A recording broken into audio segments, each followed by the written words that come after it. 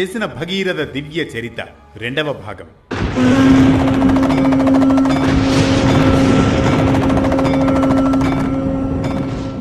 అనగనగా అది త్రేతాయుగం.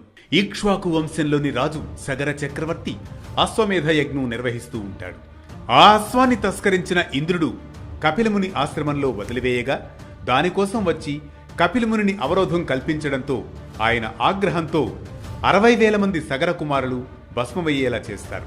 అలా తన వంశీకుల మోక్షం పొందేందుకు భగీరథుడు గంగామాతను భూమికి ఆహ్వానించాలని సంకల్పించి 1000 ఏళ్ల పాటు బ్రహ్మదేవుని కోసం ఘోర తపస్సు చేసి బ్రహ్మదేవుని ప్రసన్నం చేసుకుంటాడు.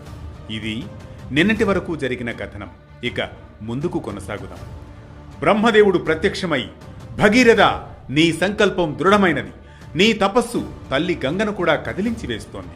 ఆమె భూమికి వచ్చేందుకు సిద్ధమే. కానీ ఒక సంక్లిష్టమైన పరిస్థితి ఎదురవుతోంది. బ్రహ్మదేవ, ఆదేశించండి. నా వంశ విమోచనార్థం నేను ఏది చేయడానికైనా సిద్ధమే. భగీరథ, గంగా ప్రవాహం సామాన్యమైంది కాదు. ఆమె స్వర్గం నుండి జాలవారే జలాల ప్రవాహం భూమిపై ఒక్కసారిగా పడితే మాత్రం భూమి ఎంతమాత్రం సహించజాలదు. లోకాలు మునిగిపోతాయి. ఆమెను సంధి సమయంగా సమతుల్యంగా భూమికి దిగజార్చగల శక్తి ఈ ప్రపంచంలో ఒక్కరికి మాత్రమే ఉంది. అతడే మహాదేవుడు, గిరిజానాథుడు, శివుడు, శంకరుడు. భగీరథుడు అర్థం చేసుకుని నమస్కరించి మరింత ఘోరమైన తపస్సు చేస్తాడు.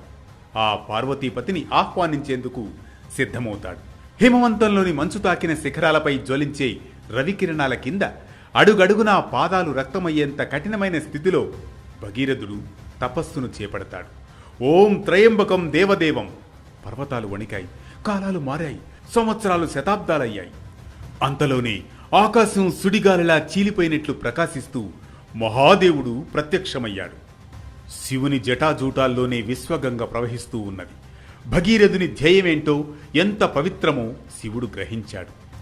భగీరథ, నీ తపస్సు దృఢమైనది.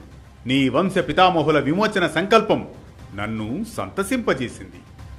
గంగను నేను నా జటాజూటాల్లో పటిష్టంగా ధరించబడి ఉన్నాను. ఇదిగో భూమిపైకి రప్పిస్తున్నాను. భగీరథుడు, భూమండలం, దిక్పాలకులు అందరూ ప్రశాంతవదనులై స్వామికి నమస్కరించారు.